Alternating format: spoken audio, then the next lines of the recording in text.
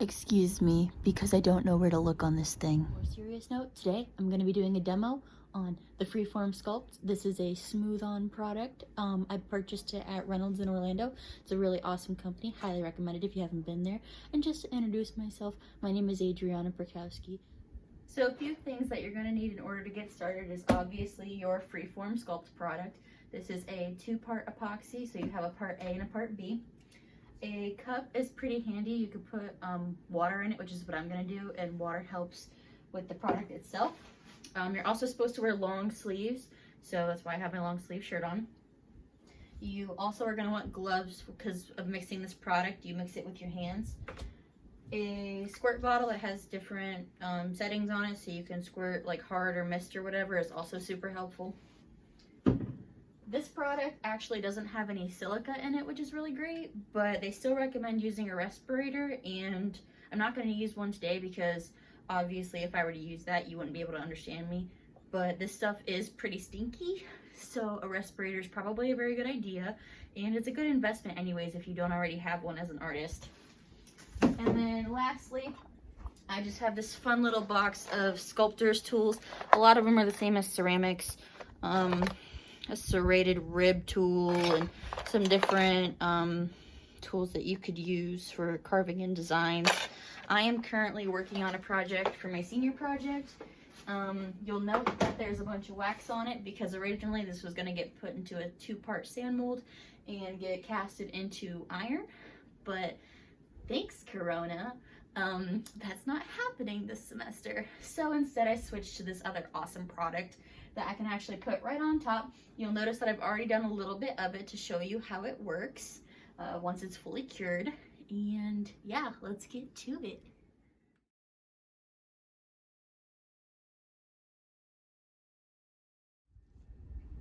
Okay, so what you just saw me do was get ready. I put my gloves on. I opened my part A and my part B. I got my cup of water ready. My tools are open. And once again, you could wear a respirator. I'm not going to do that for this video because otherwise you won't be able to hear me. So what we're going to do is first let me explain that Freeform Sculpt is a mass product. So you're going to mix this in equal parts, meaning part A should be just as big as part B. It's kind of like a clay. This yellow container is the part A. It's a lot harder. And then the part B is actually the stinky part, and it's very easy to take out and manipulate and move with your hands. So when you mix these two together, you're supposed to get one consistent color because you can clearly see that this is a more tannish color as this is a more grayish color. And I have a spoon in here because I find it easier to scoop the material out when you have a spoon with you. So give me 1 second to get these put together. All right, so I've got my part A and my part B in equal parts. You'll notice that they're really sticky, especially the part B, so that's why you wear the gloves. I also forgot to mention that I have a drop cloth down. You can get one of these super cheap at like any hardware store. They're like $2. Helps protect your furniture, so might as well get one. So we're just gonna take these two parts and put them together. Sorry, I'm trying to not do this with my gloves in the way so you can see. And then you can just kind of twist it and manipulate it. Right now, it's a little bit harder than Play-Doh. If you're used to working with ceramics, I would compare this to like, I guess, leather hard clay, although that's not really accurate either. So you'll see that they start to blend together a little bit. Something that I find helpful is if you just get your water cup and you dip your glove in it just a tiny bit and you get the actual epoxy wet. This helps make it a whole lot smoother because that part A is really, really hard and it's trying to mix with this other material that's not so hard. And so when you soften both of them, they mix pretty well. So, and I have tiny hands and large gloves, so my gloves try to fall off a lot. It's really hard to find gloves right now with the coronavirus. Okay, so now we have it all mixed together. You can see that there's no streaks of any one particular color. It's all full and consistent and precise. So now that we've got it all mixed up, I am just gonna lather my lady in it. I'll do up here so it's easier for y'all to see. Again, this is a mass product, so it's the 1-to-1 ratio, but the way it cures is also based on mass. So the more you mix up at one time, the faster it's gonna cure. The less you mix up at one time, the longer you have, or pot life. So I'm just kind of working this in. Again, you can mist it a little bit if you want to do that. I find getting it wet makes it easier because now it's more like an actual clay material versus just a sticky epoxy. So we're just gonna keep smoothing this on, keep it on.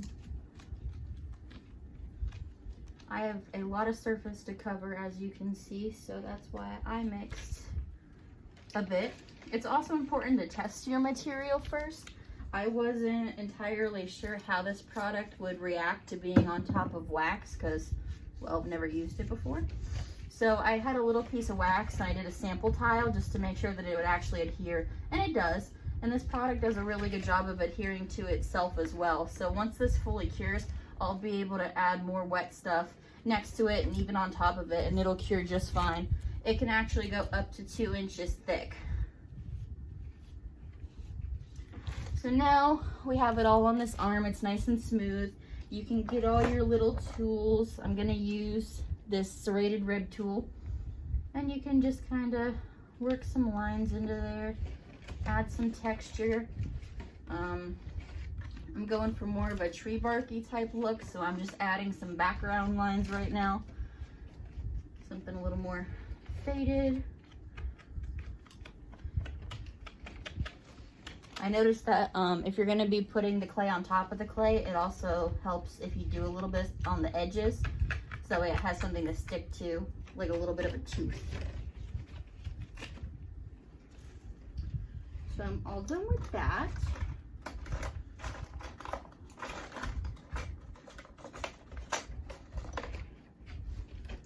I don't know what this tool is called, but it has these nice little points on the top and the bottom. Try to get that to focus in. There we go. The top and the bottom that are really good for making lines. They have tiny little ball points on them. So one is thicker and one's thinner. I prefer the thinner one, but whatever you want. And you can just kind of go in and make those lines however you want them. You'll notice that it gets a little clogged up whenever you make your first line, so I just kind of use the back of my other glove like a dentist.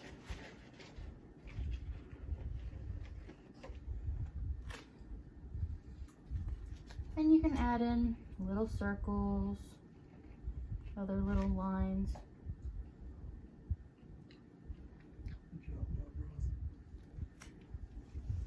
Ignore him.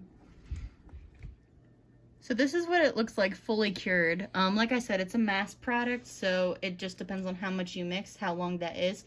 Usually about a half an hour into it, you'll notice that it's a little bit tougher, excuse me, and it's easier to manipulate the epoxy that way, depending on what kind of texture you're going for. I've got some little ridges here, and you can actually sand this product afterwards. Okay, so you can kind of see like right here what I've been doing. I've just been doing some lines.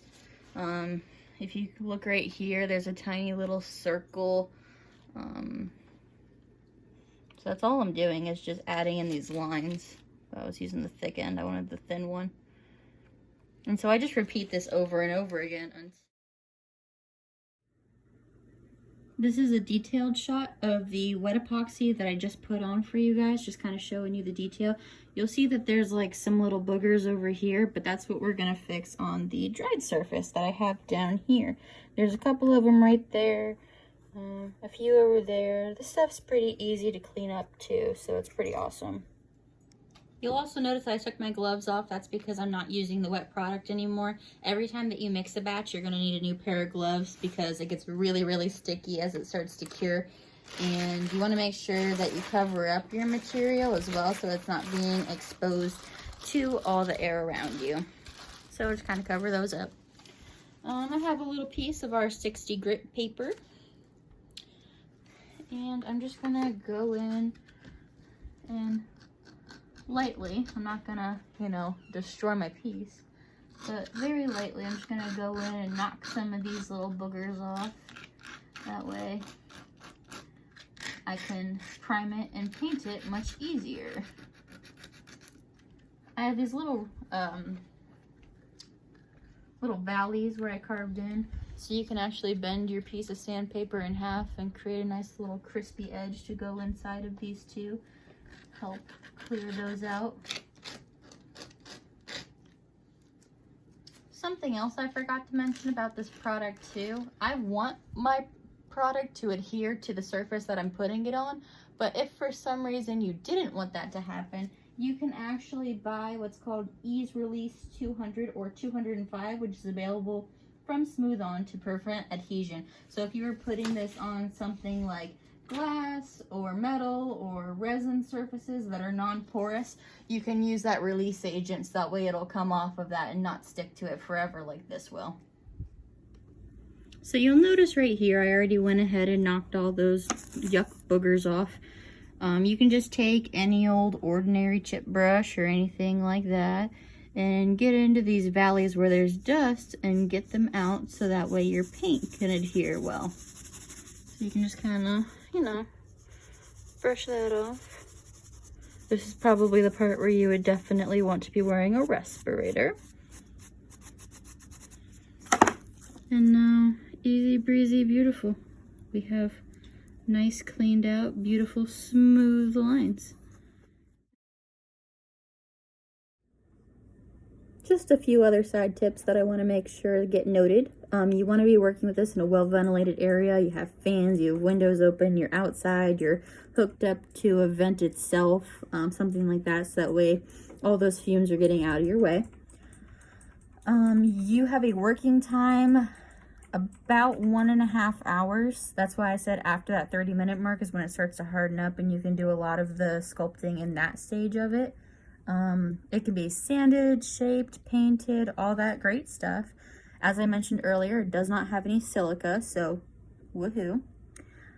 And you can adhere it to itself or a whole bunch of stuff. Today you saw it adhere to wax, but it can also adhere to wood, metal, glass, stone, concrete, and it will even cure as long as it's underwater, so that's pretty cool. I also mentioned earlier that it's mass sensitive, which meant that the more you mix, the less time you have to work with it. And then, of course, the less material that you have mixed together, the longer you have to work with it. If you're doing a large quantity, you can actually flatten it with a rolling pin to help extend your pot life, so that way it just evens out that mass concentration for you. The shrinkage rate for this product isn't very big, but the more mass that you put on, the higher risk you do have of shrinkage. You can layer this stuff up to 2.5 inches thick, but whenever you're doing that, you're risking cracking and shrinkage as well. So it's just something to note. It is most adhesive within the first 30 minutes of usage as well. You can put it on, you know, mesh armatures. You can put it on all kinds of awesome stuff. The way you saw me apply it today was just taking that mass and smoothing it on. That is definitely one way to do it. The way that Smooth On is going to recommend that you do it is to work in small sections and layer by layer add your thickness. You can actually roll the putty out between 2 sheets of wax paper using a rolling pin, and that will help create a slab. If you're familiar with that term, it's just like a pancake basically. Okay. Last few things to note. Whenever you're doing really fine texture and detail, I said that 30-minute mark was your optimal time, and that's because the water will start to evaporate slightly, and then that putty stiffens, and then it allows easier sculpting for that fine detail. Full cure happens within 24 hours at room temperature. The cured epoxy is waterproof. It can be sanded, machined. If you are going to machine or sand this product, make sure that you wear a approved particle mask to prevent inhalation of particles, because that's not good for you. You can prime and paint this with an acrylic enamel paint and then let the paint fully dry before handling the product. Last but certainly not least, your product has a shelf life of 2 years, so you want to use the contents as quickly as you can after opening them, so that way they don't go bad. And that is all. Hope you all enjoyed this demo. Bye.